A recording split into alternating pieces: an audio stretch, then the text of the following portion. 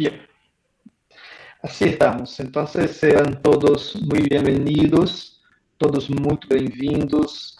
Everybody to be very welcome for this webinar this afternoon in our webinar series 2023, in which you have the pleasure to have Dr. Patricia Pelufo Silveira as our speaker and guest today. Dr. Silveira is the scientific director of the Genomics and Epigenetics pillar of the Ludmer Center for Neuroinformatics and Mental Health, based at the Douglas Research Center, and associate professor at the Department of Psychiatry at McGill University. She's associate director of the Integrated Program in Neuroscience, IPM, at McGill, and a visiting associate professor at the Department of Pediatrics, Yong Lu Lin School of Medicine, in the National University of Singapore. She is a pediatrician and neuroscientist.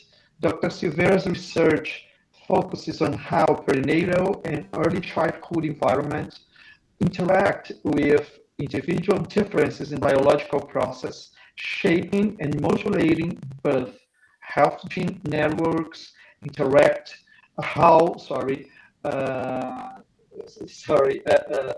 birth, health and disease risk across the lifespan and into old age. Her aim is to identify how gene networks interact with environmental adversities early in life, modify endophenotypes like impulsivity, sensitivity to reward, executive function, food choices that ultimately affect health growth and neurodevelopment, increasing in individuals' risk for developing chronic metabolic disease and psychopathologies across the lifespan. Perdón, no sé si soy yo, pero se escucha realmente muy mal. Hay un ruido de fondo muy fuerte. Sí, voy a intentar a ver si una vez parece un problema de micrófono, posiblemente, de tu parte. Sí, voy a ver si cuando esté hablando solamente la profesora Patricia y mi micrófono esté cerrado, si el ruido va a seguir o no. ¿Todo bien? Bueno, un rato solamente. Patricia, so it's a very pleasure to have you this afternoon. Please, you can go ahead, sharing your screen, and let's go for your talk, okay? Thank you, Antônio. Muito obrigada pelo convite. Estou contente de estar aqui. Muitas graças a todos. I'm going to speak in English because I think it's going to be easier for everyone to understand. Let me just see. I'm going to share.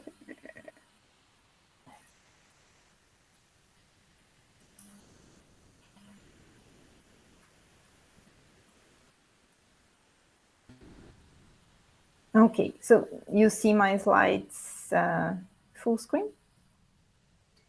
Yes, we do. That's great. Great, so I don't see you, so if you have questions or there's problems in the sound, please let me know, like say something,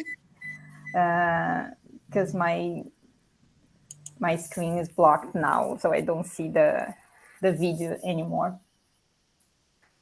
So thank you so much again. I'm very, very happy to be here and seeing friends and colleagues. So happy to share more newer research that we've been doing more recently in the lab based on previous research that we've done years ago. So happy to share this story with you today. So I'm going to start with these findings that several of you know from my lab. When we launched the lab, we focused on the effects of being born small for gestational age on child behavior and risk for disease later in life. And in this series of studies in human samples and rodents, we show that poor fetal growth is linked to increased preference and impulsivity towards palatable foods, such as sugars and fats at different ages during their life course. And this altered behavioral phenotype is linked with differences in neurobiological responses to palatable food images in our neuroimaging studies, with increased activation of areas related to impulse control. So we believe that these effects and subtle differences in eating behavior throughout the life course contribute to the well-known increased risk for metabolic diseases later in life, like type 2 diabetes, cardiovascular disease, psychiatric comorbidities as well in this population that is very well described in the DOHaD field. Now, over the years, it became clear that changes in executive function early in life, defined by the exposure to an early adverse environment, had a profound effect on the establishment of the profile of health and disease in adulthood. And also, several of our studies suggest that the metabolic profile induced by the exposure to this prenatal adverse environment, especially alterations in brain insulin function, played a huge role in the development of these executive functions alterations by acting as a neuromodulator in important neurotransmitter systems like the dopaminergic signaling system. So today I'll tell you a little bit about this story and also share some new studies that we've been doing. So let's start a bit by doing this translational exercise with these associations that I described to you in humans. We had in the lab standardized an animal model of poor fetal growth based on 50% caloric restriction from the daily control food intake. So it's a simple model. We take controlled DAMs during pregnancy starting from day 10, and we offer 50% of the habitual consumption to the food restricted group. And this intervention induces low birth weight. So the pups are born small. And by weaning, they already had made catch-up growth. So the model is nice because it mimics this events that happen in humans, being born small and then catching up on growth by later during infancy. And also this model is associated with hyperinsulinemia in adulthood. We saw that these animals also prefer to eat more palatable foods when they have the choice. So you see here at the bottom that, especially at night, you know, rats eat more at night. Those that were exposed to food restriction eat more palatable foods. And they also are more impulsive towards palatable foods. When you train them to either get a small immediate reward or wait for a delayed large reward, those that are born small or the food restricted group, they cannot wait. So they go for the small reward, the small immediate reward, showing that they are more impulsive towards palatable foods. And this effect we saw in humans as well at 3 years of age. Now, what's nice about the model is that we can actually explore mechanisms. So we had the opportunity to measure frontal dopamine release facing palatable food. You know that dopamine is that neurotransmitter involved in perception of changes in value and in the environment and cue perception. So you see that when we measure dopamine release, there's a natural increase in controls when we expose them to palatable foods, but the food-restricted animals do not increase, so that they have a dumped dopamine release facing palatable foods. We also saw in the accumbens that there is a delay in the dopamine peak after you expose them to palatable food, to Fruit Loops. This is not present when you give them normal rat chow. And this increase in time is completely reversed by injecting insulin before the test. So showing that the modulation of dopamine by insulin seems to be an important mechanism mediating these effects. Now, insulin is this interesting hormone that has so many actions and is essential for survival. We know that insulin is secreted by the pancreas in the periphery and is involved in the use of glucose by the cells. But we also know that insulin enters the brain. There are active mechanisms that put insulin inside the brain. And there in the brain, of course, neurons do not need insulin to use glucose, but insulin acts as a neuromodulator centrally. There are receptors for insulin spread throughout the brain, different areas that you see there in the figure. And we know that insulin acting on these receptors in the brain influences active functions like attention, cognition, memory, impulsivity, and sensitivity to reward. We see reflections of these effects in our own data. Here I'm showing you data from human adolescents in which we saw that peripheral levels of insulin and the HOMA index, which is a measure of insulin resistance, predict both the memory associated with the previous meal as well as brain responses to palatable food images, especially differences related to activation in the cuneus and middle frontal gyrus, which are brain areas related to attention, memory, and impulse control. So you see that the higher the HOMA index, it influences memory about their snack, so they don't remember as well. They think they ate something else during a previous meal, and the higher the insulin, the same effect. So it seems then that this association between altered insulin signaling and variations in dopamine neurotransmission do affect executive function like impulsivity, cognitive flexibility. And our lab has been focused on this association, especially in the context of early life adversity.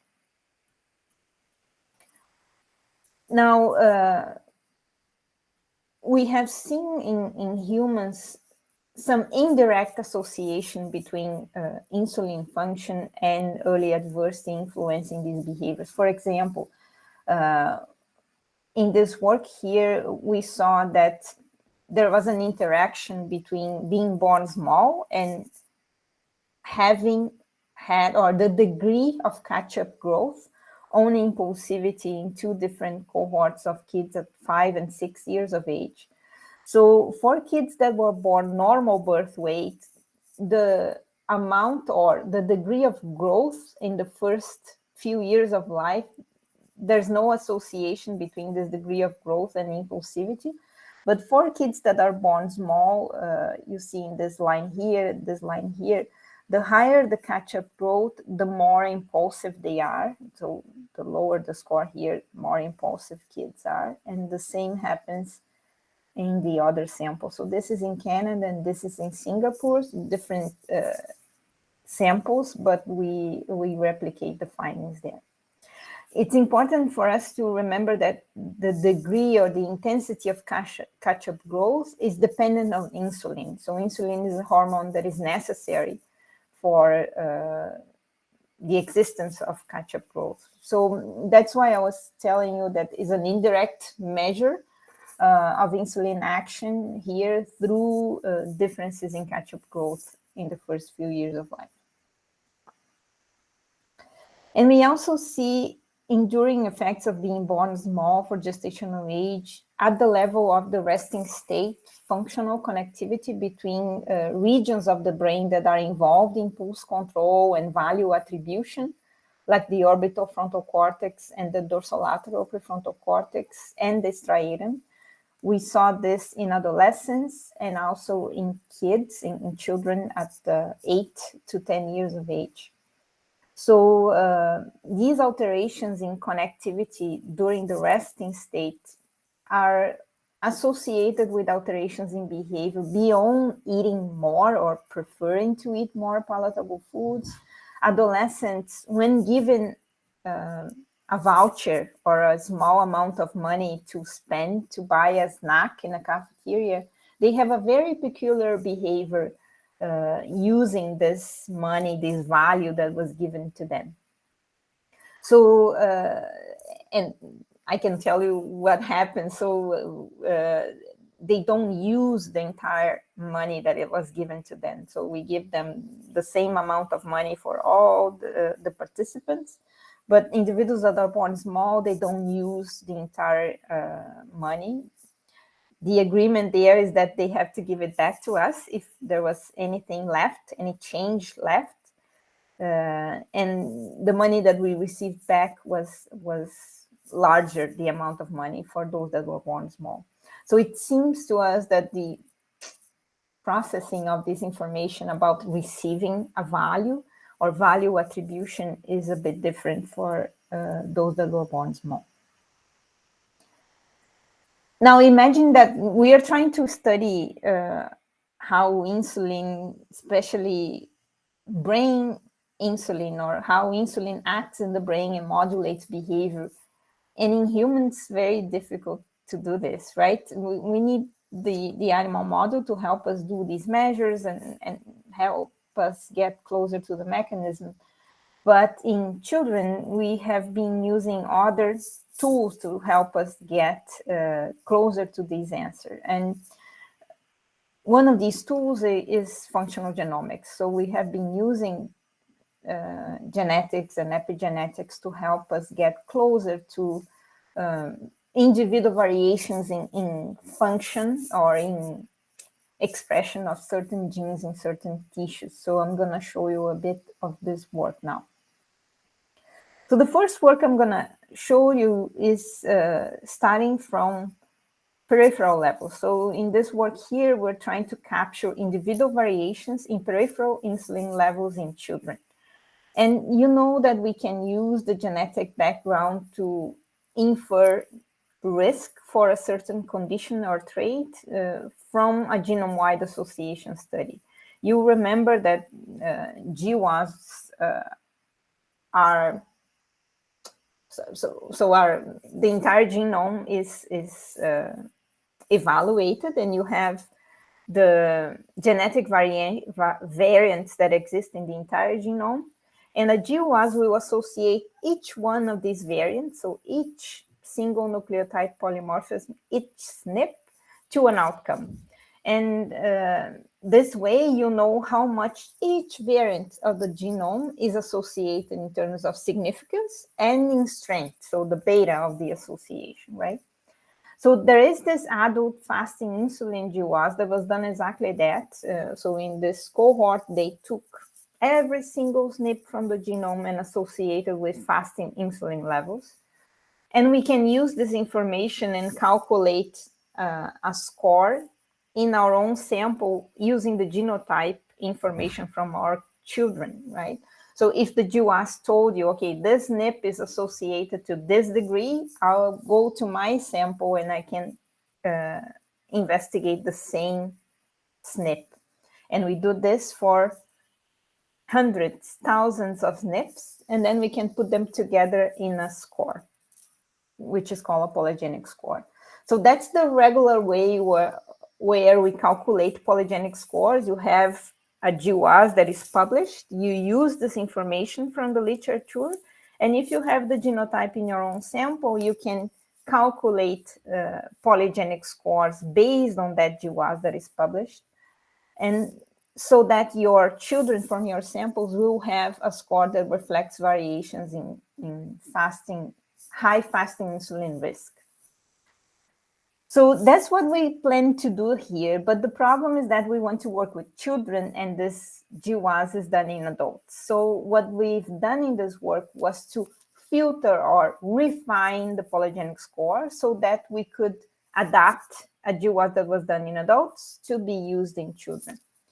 The way we did this was to slice the GWAS, the adult GWAS, in 100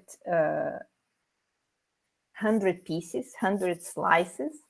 And then we associated each one of these 100 to fasting insulin levels that were available in a cohort called AUSPAC. So we selected which one of the slices was better associated with fasting insulin in children. And then we could filter the SNPs that were actually linked to fasting insulin levels in children. So I used an adult GWAS filtered by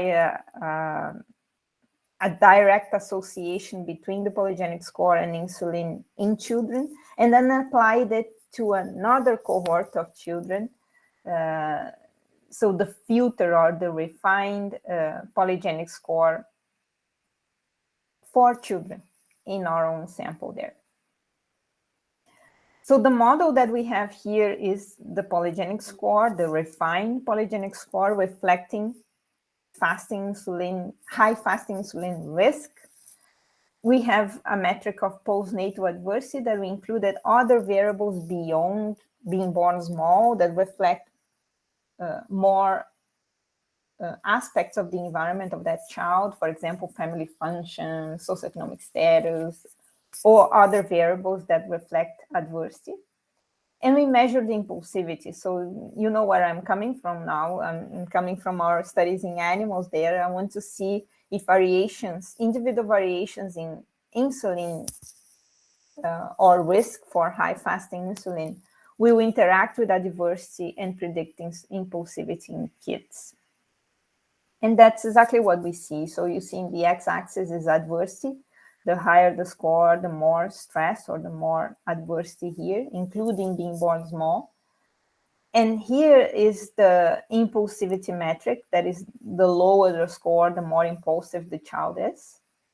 And you see for those that have a high polygenic score, so a higher risk for having higher fasting insulin, they have more impulsivity as adversity increases. And nothing happens for those that don't have genetic risk for higher fasting insulin. So this way, we're using a genetic score to actually get us closer to fasting insulin. Though we're dealing with genetic risk, we're not measuring insulin per se here. If I look inside the score, so I took each one of the variants that are included in my score and asked a software to tell me, okay, where these SNPs are and which genes are important here, for which processes these genes are relevant. And these are the processes. So you see GABA signaling, dopamine signaling, and neurogenesis and synaptogenesis, which is interesting considering the context that we're talking about here.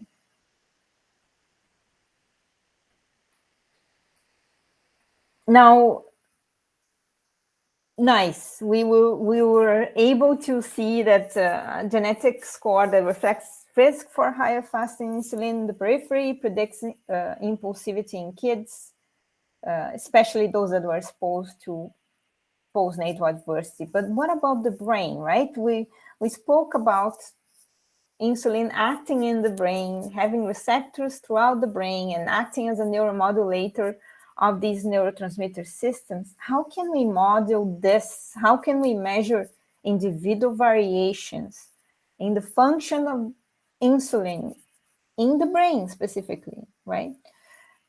In kids, very complicated. So we created a method to try to capture variations in brain insulin function through the genotype. So using the method of polygenic score that I just mentioned to you, but adapting it and incorporating other types of information to create this type of score. And this score is informed by this principle of co-expression gene networks. And this principle assumes that gene expression is co-regulated by other genes. So genes that are involved in the same network are expected to have similar expression profiles. So the way that I like to think about it very simply is that genes that are expressed together work together in the same biological process. Right? So we started to use co-expression gene networks to inform the calculation of our polygenic scores. Now, the difference between a regular polygenic score and an expression-based polygenic score is that in the regular one, SNPs are selected from a GWAS that is published, as I told you, and the score will reflect the risk for a certain condition or trait. So we spoke about risk for high fasting insulin, risk for type 2 diabetes, risk for depression, right? So this is the regular polygenic score. Now, the score that we use in the lab and was created by our lab here is based on the co-expression. So we start by identifying a co-expression network, and we do that by using genome-wide gene expression data. So we're not talking about SNPs and DNA anymore. We're talking about message RNA. So this is functional, right? It's the gene expression data. And we identify genes that are working together in the same network. Now, gene expression is tissue specific, right? And it's also a functional measure. So you can, if you do an intervention or if you stress the animal, for example, you're going to have genes that are up or down regulated in response to your intervention. So it's a functional measure, gene expression. So we use this type of data that can come from animals or from humans. We identify gene expression networks, and then we use the genotype just to tell us about how these genes vary and how genetic variation influences gene expression. So I'm gonna walk you through the process there. That's what I just said there. So we identify gene co-expression networks. In this case here, we are using a data set that is available. So any of you can go there and download the gene expression data from mice here in this case. And for this example, I'm going to tell you we use the striatum and prefrontal cortex data from this data set here in mice. So we identified genes that were working together in these regions in control mice.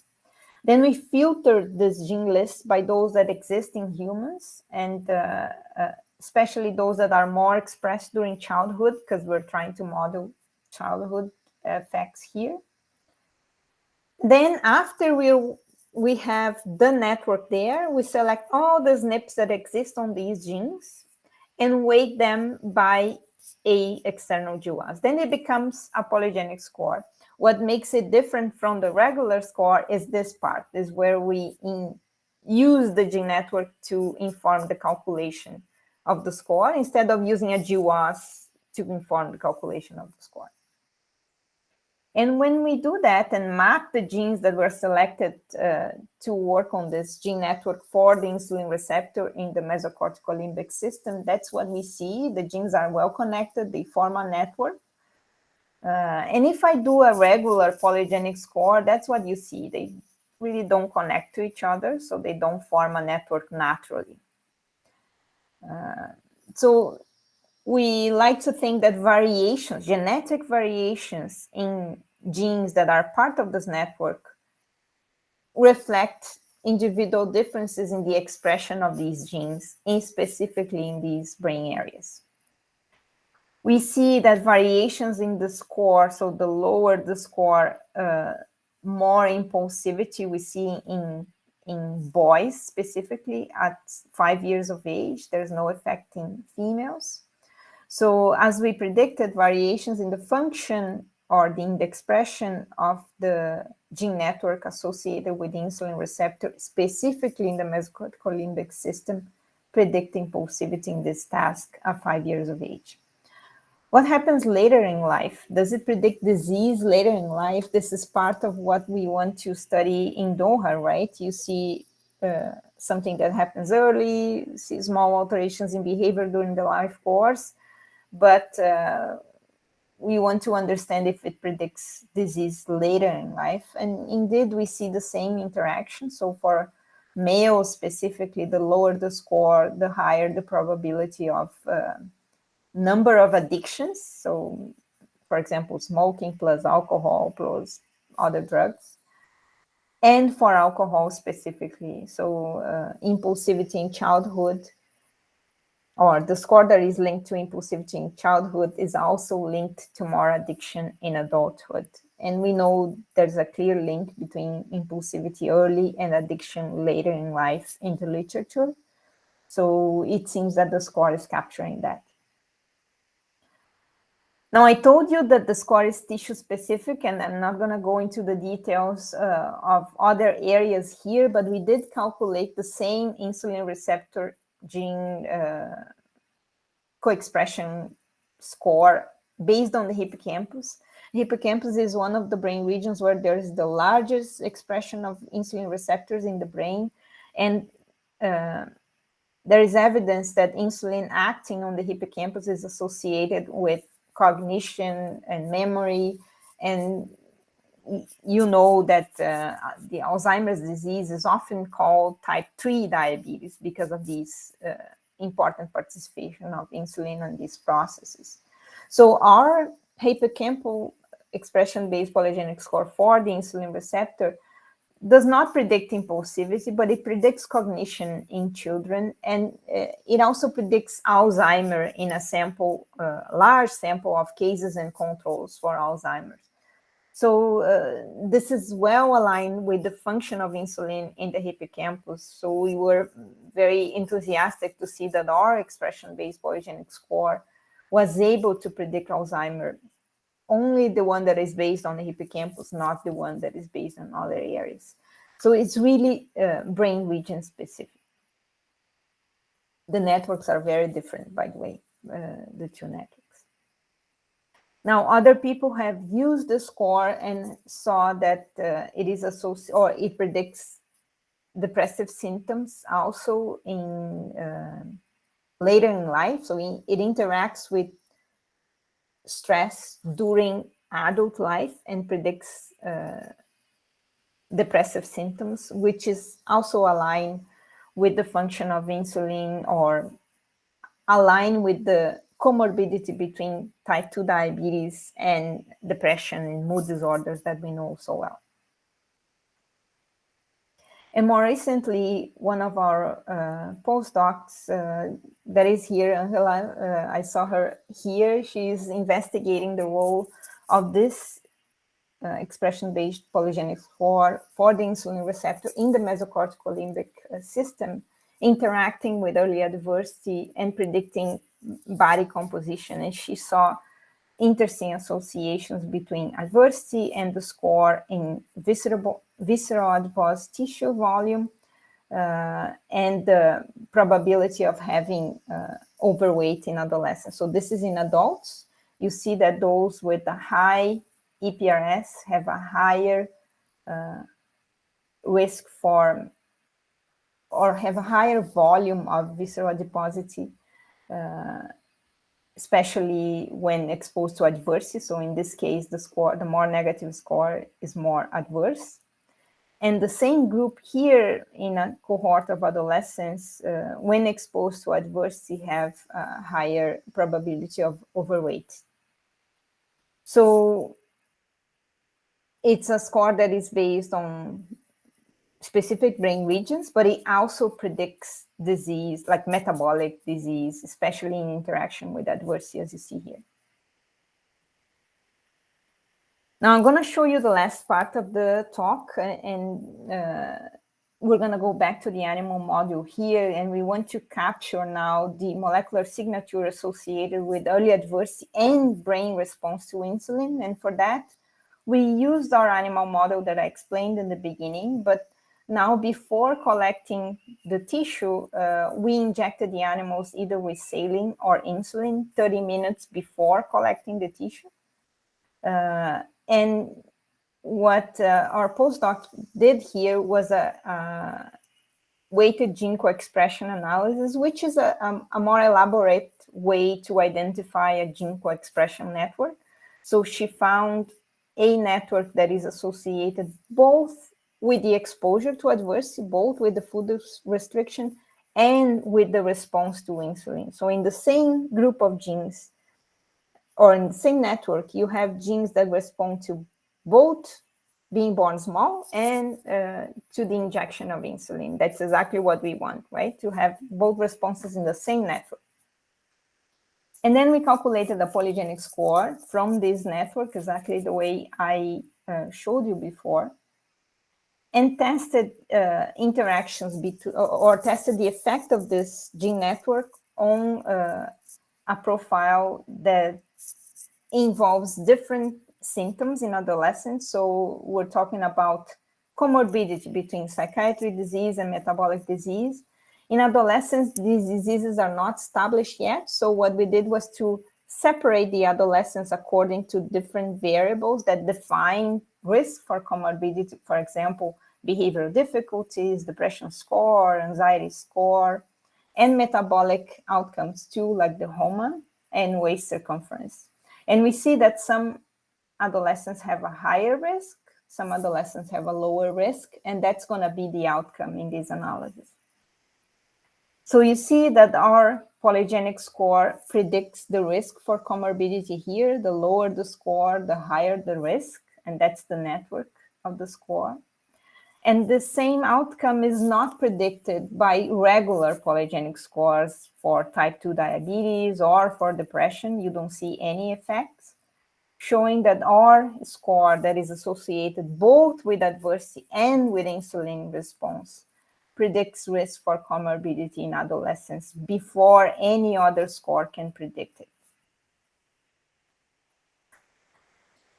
Okay, so I showed you different types of data, and this is the summary. We published this review a couple of years ago, suggesting insulin as an important moderator of these effects, like the title of the talk suggests. So we think that there's an interaction between individual variations in genes that are involved in the function of insulin in different parts of the body with exposures, prenatal, postnatal exposures, and this will define a trajectory that will involve first subtle alterations in behavior that will pile up or cumulatively impact the development of the individual, increasing the risk for cardiometabolic disease, psychopathology, and also neurodegeneration and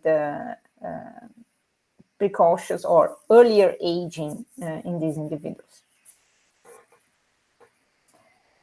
This is a summary of the lab. So I like to bring this to show you the different types of data that we work with. We've been using this gene network by environment interaction approach to investigate outcomes related to child development and risk for disease, a life course perspective, to identify individual differences in response to these adverse and supportive environments.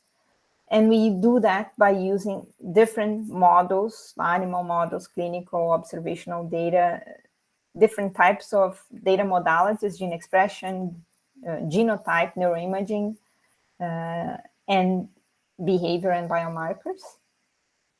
And these are the students. Thank you so much to them, to the staff, and to the funders, and to you for listening to this today. Happy to discuss and have questions.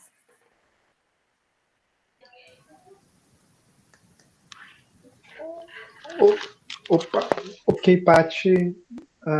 Deixa só eu...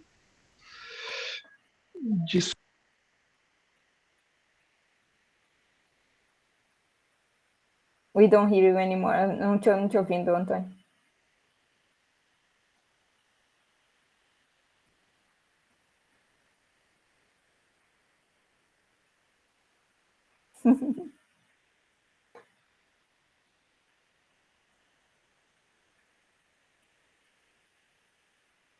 of course. Do you listen me now? Yes. Ok, ok. Helena, Débora, un abrazo para vos. Qué lindo Otro para verlas. ti. Qué lindo verlas. Bien, amigos, qué clase increíble la de Patricia, absolutamente increíble. Tenemos tiempo para un par de preguntas, así que ya voy a abrir acá la lista de personas que tienen sus manos levantadas. Empezamos entonces por Paulo Matías. Por favor, Paulo, adelante. Puedes abrir tu micrófono y hacer tu pregunta. Paulo, tienes tu micrófono cerrado, apagado. Hi, thank you. Hi, everybody, and a special hi to Helena Zambrano. She's now in Brazil. She's in our country to work with a group of São Paulo in Botucatu, but she wants to go to São Luís do Maranhão and Maringá to visit, of course, us. So, Patricia, my congratulations. It's very hard those days to follow the most of research in biological science because they use a lot of genetic control, and you very nicely show a relationship between insulin in high levels and the behavior of the impulsivity and the genes that you correlated to the action of insulin. So we have more and more evidence that adolescence, the peripubertal phase, also is a plastic phase, and of course is subject to be programmed, the individuals, and then you use the food restriction. Mm-hmm. In 80% is completely quiet, the totality of restriction. Rested 20% of the shell to the rats eat it, and then use the half of gestational phase to impose this restriction. That's correct. And then you focus on adolescence. Mm-hmm. So I have two questions. First of all, you believe that decreasing insulin, just the what I say, when the insulin is low in the morning and you're not eating nothing, mm-hmm. So but they are increased, and then you believe that if you decrease insulin anyhow, for example, to block the insulin secretion, you can mitigate this effect in behavior and also all correlation of gene expression that you see. That's one question. So you believe that you decrease the insulin during the adolescence, you can shuttle the risk of diabetes, the risk of the brain degeneration, and the cancer, etc., etc., etc. Mm-hmm. What I wanted to hear your comment about that. That's such a great question, Paulo. Thank you for that. And the restriction that we do is 50%, so it's not so intense. It's 50. but it's still very intense. So they are born small, really. And yeah, I'm not sure if it's only about the levels, I think it's much more about the signaling cascade. So I'm not sure if it decreasing or modifying the peripheral levels will make a big difference. It's possible, but I think that the problem is more at the level of the cell and the number of receptors and the sensitivity. And this will vary a lot in different tissues, I guess. So I think that what we see, for example, as the behavioral outcome probably is a mix of different types of or different levels of sensitivity / resistance in different parts of the brain. And yeah, maybe I think it would be interesting to see what happens if you are able to decrease, or I don't know, to do some sort of treatment, preventive treatment to decrease insulin and modify these responses. Not sure if it would work.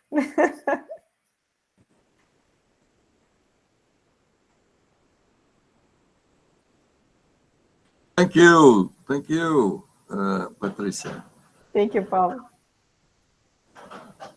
Thank you, Patricia. So now, please, Professor Paula Casanello, go ahead with your question.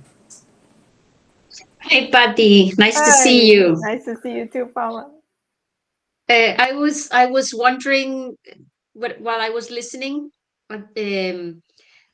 when you talk about adversity in the kids, you're also talking about regulation of availability of nutrients, or you're looking at other kinds of adversities when you in the questionnaires, right? Let's say violence and all these kind of things that are included in the adversity score. Because I was thinking of from a nutritional point of view, you probably have more in the population as a whole worldwide. I would say, at least in middle and high income countries, there's exposure to high levels of nutrients, high levels of insulin in the moms, and early in gestation in the fetuses as well, because of the high glucose transport from the moms to the fetus, right? So I was thinking how to apply this the other way around, not restricting nutrients, but an over abundance of nutrients, high levels of insulin early in life. Yeah, that's a good point. And in our adversity score, we don't have information about nutrition, though we have socioeconomic status, which could mean access in a broad way, though not specific to nutrition. Now, yeah, it's a good question about, the other end of the spectrum. And people often ask me about the other side of the coin, being born high birth weight and all that. Though we have to keep in mind that even situations like maternal obesity can lead to poor fetal growth. Type 2 diabetes can lead to poor fetal growth. And more people are acknowledging that actually malnutrition and being born small is an important concern. Last month, the Lancet released this special issue saying, I work with that, I was not aware of that, but saying that 1 in 4 babies will be born either too small or too soon, if you put them all together, right? So it's 1/4 of the population worldwide that will be born either smaller or sooner than supposed to be.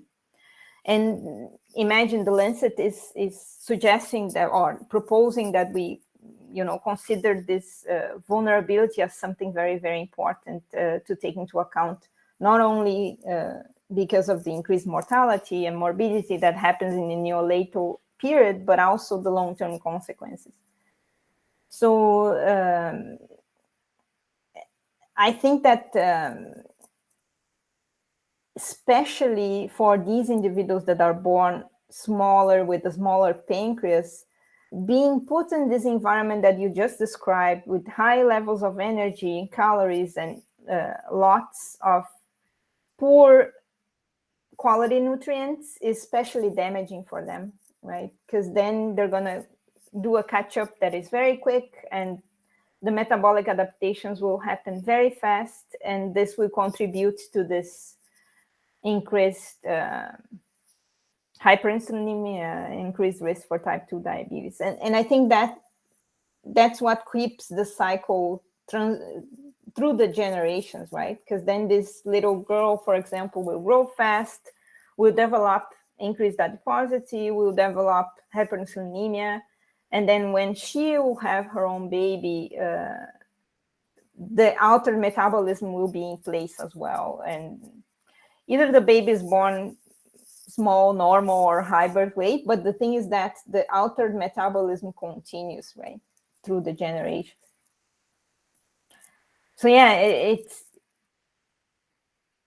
Paulo mentioned about changing insulin levels in the individual, but maybe we should also think about changing the environment as you're suggesting, right? Like having more exercise, more nutritious food available and cheaper and accessible to the population. You know, I think this would benefit everybody, but especially these vulnerable populations. Right? Thank you, Patty. Thank you, Paula, for your question. So now, please go ahead, Dr. Silvio Zaina. Can you open Yes. your mic and do your question? Yeah, very nice talk. Congratulations. I have two questions about the expression score. Yes. One is whether you have any data on the size of the effect of that score, and the other one is I was really I found striking the difference between sexes. Mm-hmm. Because especially in one of the figures that you showed, it seems that a low score can be actually protective in females. And so I was wondering mechanistically whether the expression score is not causal, but is a readout or something else, which is male specific. I mean, it doesn't take any merit from it, but mechanistically it may be the mechanism could be quite complicated. Yeah. No, thank you so much for this question, because that's exactly where we're going now, is trying to tease apart these effects, right? Especially sex differences. So what we've done more recently, and I showed you part of these results there, is to collect or to try to identify these gene networks that are linked to adversity and to insulin responses. But now we're doing this in a sex-specific way. So we do the same thing for males and females. And then when you look at the networks, they're completely different. So there's a huge sex difference in the very networks that you're looking at, right? They're different. The mechanisms probably linked to the effects I told you today are certainly sex-specific. Though in our studies in humans and in animals, we always find the effect of adversity or being born small, for example. The effect is different between boys and girls. For example, maybe in girls it will happen earlier and in boys later, or the other way around, you know. So now we're trying to identify these sex-specific gene networks and try to improve the prediction of the score. You asked me about the effect size. It's not great yet, but we hope that being more specific, especially with regards to sex, will improve the prediction, right? But yeah, and the last part you mentioned is about the mechanism being complicated. I agree. It's so simple. If it would be so easy to have only one gene that was responsible for the whole story, right? And you go there and block it, and that's it, done. But in fact, the biology doesn't work like that, right? So we'll have to deal with the complexity. And the case of the networks I showed you today, we have, I don't know, 200 genes more. Some of them have more. Yeah, we'll have to figure out how to handle all this information together, right? But one strategy we've been using to try to understand this is to identify genes that are more central to the network or more connected. So you identify genes that are critical for the function of that network and are connected to many, many other genes. Probably they are hubs or they are super important for that process. So this is another line that is, or another part of the work is to identify central genes of the network, probably critical ones, to get closer to the mechanism. Thank you. Thanks. Okay, we have time for one more question. If any of you want to do it, please go ahead. Well, Patty, my question was exactly about the gender differences or the sex differences in your score, in the score in humans, because we saw very different trend lines for them, but I guess your explanation now indeed put, at least to me, how or at what point the research effect is. So I'm gonna pass the word to Paola again. Please, Paola, go ahead. Patricia, I was thinking in another point, we have the diagnosis. Well, you're working on the area of how the impact of these early exposures and the magnitude of the effects, the sex differences, all are very important and relevant aspects of the DOHaD, right? Have you been looking or thinking about what can we do? Because the adversity is going to be there for further generations. Is there any kind of interventions looking, for example, the people from Barcelona, probably not the kind of literature you're following, but the cardiovascular effects of being small.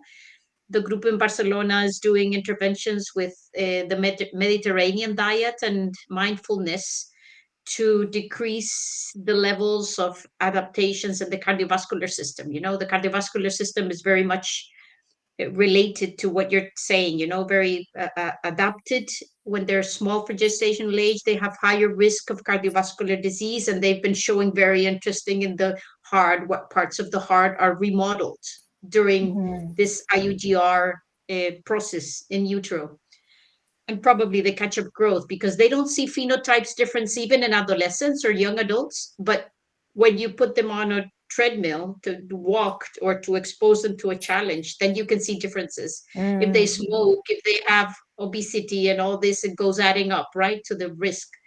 What can we do to prevent that remodeling, the early adaptation, right? So that later in life, they don't have this greater, what can we do to help them step a little bit further or prevent, especially in utero, because if we could do something from as early as in utero, maybe that would be more persistent, right? Yeah, for sure. It would be amazing if we could intervene and do something like that. I think that we still have a long way to go, but I can tell you what I think, not based on experiments, but excellent. first thing to prevent in utero, well, we need to improve prenatal care in general, right? I think essential. It's not true for every country to have a good prenatal care. Very well developed countries do not offer this in a regular basis, right? And this is a big thing. Now, this can be controversial too, because we know, and there's a huge importance of nutrition early in life, but I think catch-up growth is a big thing, and we need to be more mindful about, this anxiety of making kids grow fast early in life. I'm a pediatrician too. I know that this exists from the part of the clinicians and people who work with health in kids. It exists from the family side too. It's hard to see a baby that is small and to see them growing slowly, but maybe that's a good thing to do.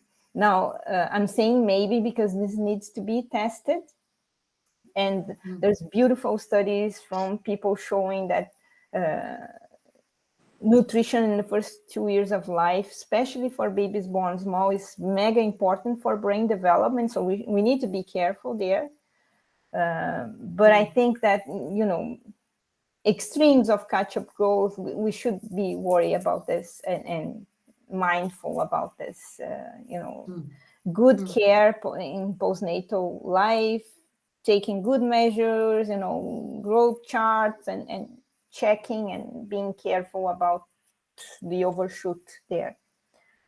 I think it's a line of research that deserves investigation to see if you inhibit, or if you not inhibit catch-up growth, but if you decrease at least the intensity a bit, maybe this can be beneficial for this population.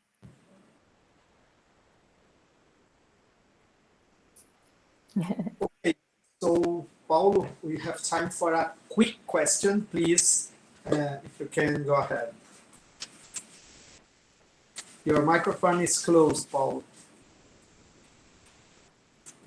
Thank you very much, President. I don't know why my microphone is totally blocked sometimes. And I'm sure that I am blocked. Okay. I forgot one question when I asked you.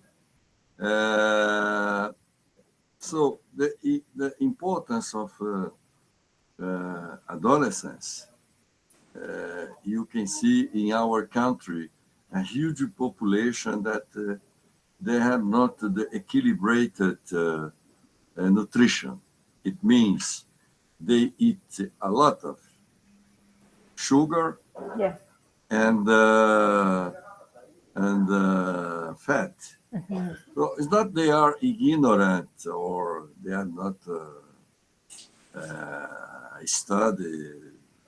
So the thing is in Brazil that to correct the famine, in other words, to eradicate or to mitigate the famine in our country, the government, not the last one, but the current government, give around, I don't know, in dollar is 800 reais, is so at least $200 or $300 for entire family. And then it's a case that focus on also in the adolescence, maybe the less chance to decrease the numbers of non-communicated disease. And also, you can see now during the pandemic with COVID-19, also debilitated a lot of the people that was infected for the virus. And then the question is, I wanted to know if you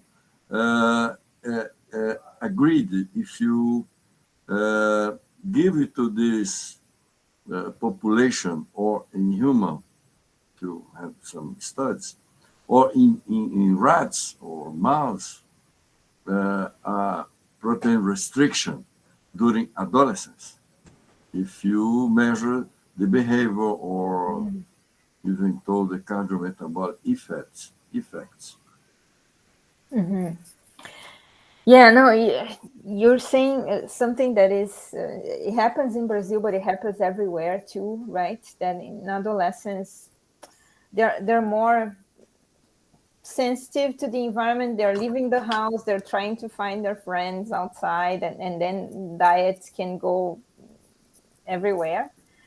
So it's a difficult time, I think, for especially for this population, and difficult to control too. So I agree with you that we would need to have policies specific to this population to be able to prevent. You also mentioned that it's a plasticity phase, and you're right. And I think it's a great opportunity actually that we have. We spoke about catch-up growth before preventing, but adolescence, because it's so plastic, maybe it's a timing for us to try to rescue, metabolically speaking, these individuals. Not sure if it's through a low protein diet, but maybe we could start by, changing the environment. Like, I have a collaborator here where she's very focused on the effects of the food environment. So the advertising and the fact that in every corner here we have a place that sells chips and poor quality food, and she studies the distance between your house and these places, how much that influences the metabolic status. So if we had more appealing options to adolescents, specifically advertising, publicity, this type of stuff, maybe it's a good start, right? Good. Okay, Good. Antonio, can have a little bit to do announcement. After 2 years, our National Science Foundation opened the new application to help us to do research. So I appeal to the people that work with the DOHaD, put in the text, we work exploring the DOHaD concept, because it could be important to the next step to ask for one application specifically to DOHaD in Brazil. Okay, thanks. Thank you, Patricia. So, Thank you. Patricia, once again, thank you so much for your kindness in being with us this afternoon. It was a very great time we have had now here, and of course, enjoy this opportunity to invite all of you to attend our next regional society meeting in Valdivia next September. And as Professor Paula has advised in our chat, also to the premiering event she's organizing in Chile, and which she's going to send us more information in the next couple of days or weeks. I don't know exactly, but it's gonna be very good to see all of you in South Chile or in Central Chile next September. So thank you so much. I just want, before finishing the section, ask to you, if possible, to open your cameras to take our traditional photo, and so say goodbye. Could it be? Let's go. Okay. Yes, I guess more of you are open, so cheese. Okay, it's done. But once again, thank you so much. Bye-bye to everyone. See you next month. Thank you. Nice to see you all. Nice to see you all. Thank you, Patty. Beautiful presentation. Bye, Patty.